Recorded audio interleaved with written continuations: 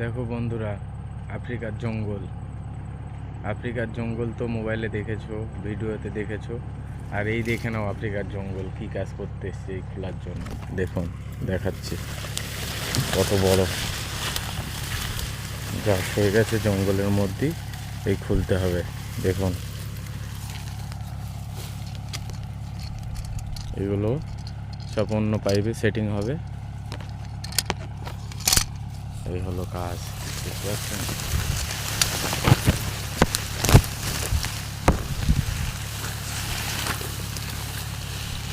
এই জঙ্গলের মধ্যে কাজ করতে হয় মালয়েশিয়াতে।